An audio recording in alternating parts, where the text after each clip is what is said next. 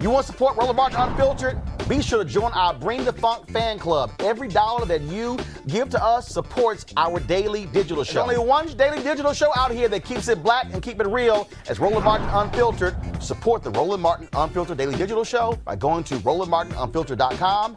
You can make this possible. Have you ever heard anything like what you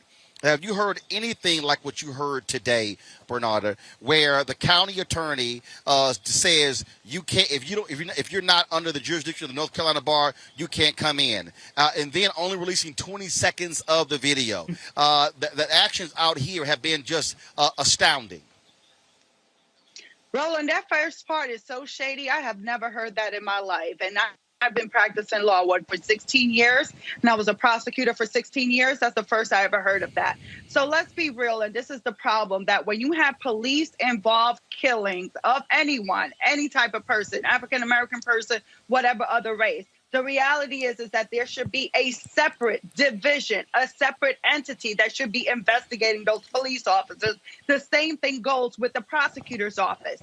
That prosecutor's office for that county that only has, I believe, 18,000 people in that county should have a prosecutor outside of that county that's investigating this case, because the ties are just too close when you're talking about the police officers and the prosecutors in this case. That's the first problem that you have here. So the attorney general should be stepping in and either prosecuting the case themselves or assigning a separate prosecutor's office to investigate the case on the prosecution side, and then a separate entity on the law enforcement side to investigate this case. Because, if there is no transparency, there is no trust in the system, regardless of what the outcome of this case would be.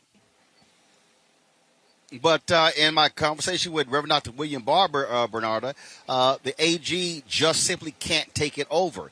He has to be actually asked to take it over by the district attorney. The problem here is that the DA is missing in action. I asked the question specifically at the news conference, and I think we included it, folks. If we didn't, please find it, where I specifically asked, was the DA's office present? Bakari Sellers said no.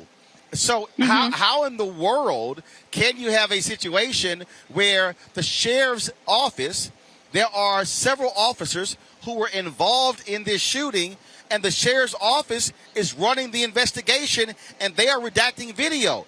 That's where the DA's office should have taken this thing over.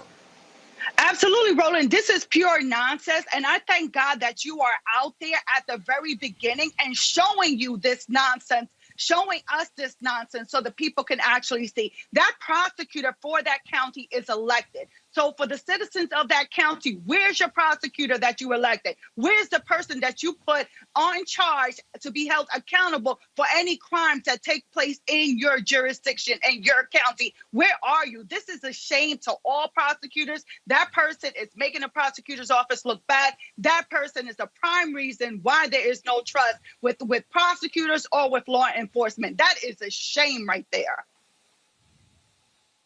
Julian Malveaux, you spent time here in North Carolina, as I said, President Emerita of Bennett College. And in my conversations here with people who are here in Elizabeth City, one of the things that they've said is that in many ways, black folks here have been ignored. And in fact, I talked to the president of the NAACP chapter, and he said, rarely do we even get North Carolina news here. Last night, I was watching television. I saw more Virginia television commercials than I did from North Carolina. And they said that they are often ignored. They are often not paid attention to. News media here does not really focus on them as well. And so they said it's important to have national voices shining a light, demanding these answers, because otherwise they will just simply ignore them. In fact, it's media organizations that are going to court on Wednesday to try to get the body cam footage released. Roland, Carolina is a very interesting state. There's aspects of it that are rather progressive, but aspects that simply are not. There are some parts of it that are back in the 19th century. And in terms of crimes against black people, often basically shoved under the rug. I could tell you stories, which I won't. I think I've told you a couple of them before, about the differential justice that even our students got. So Black students at Bennett and A&T were held to a much harsher standard than the Helen deficient. I mean, a couple stories don't even bear TV on the air, except for one where a young white boy actually defecated on a police and they think he can drink. Meanwhile, some of my girls had a little tea party. By little, I mean the music came out of their laptop. How loud possibly they didn't have speakers, and they were taken to jail. Taken to jail. So this is the difference. This is far less impactful than the execution of the man. So we know that this is all about so-called unconscious bias. I don't even. I think. Hold tight 1 second, Julian, we're having some issues with your audio. We're having some issues with your audio. You're literally hearing every other word. So we're going to try to work on that and fix that. Bernard, I want to go back to you. 20 seconds. My God, 20 seconds. You have a number of cops on the street. In fact, there are a couple of positions on that street where they had cameras, city-owned cameras.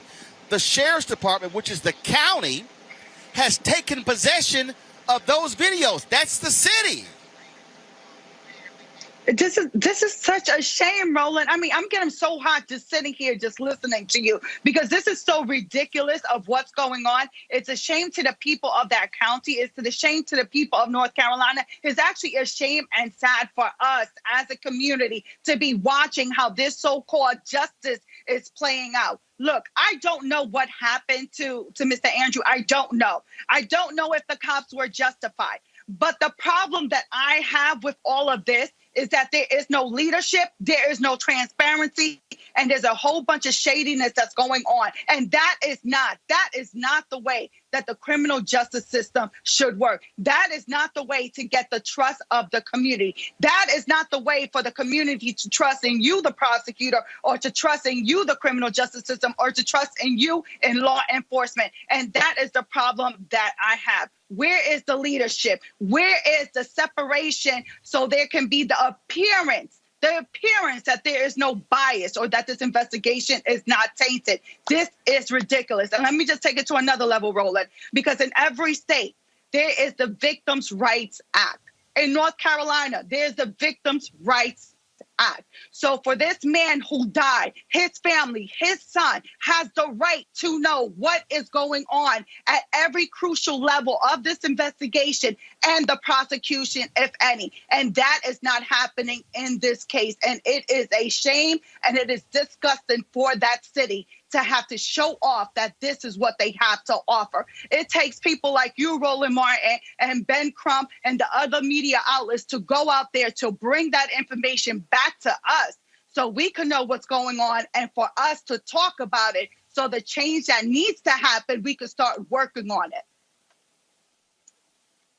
I think we've got Julian's audio taken care of. Julian, one of the things that folks were concerned about, first of all, and let's do this here, where we are now, again. So if you see Anthony, let's get the shot over here. So the protesters were over here.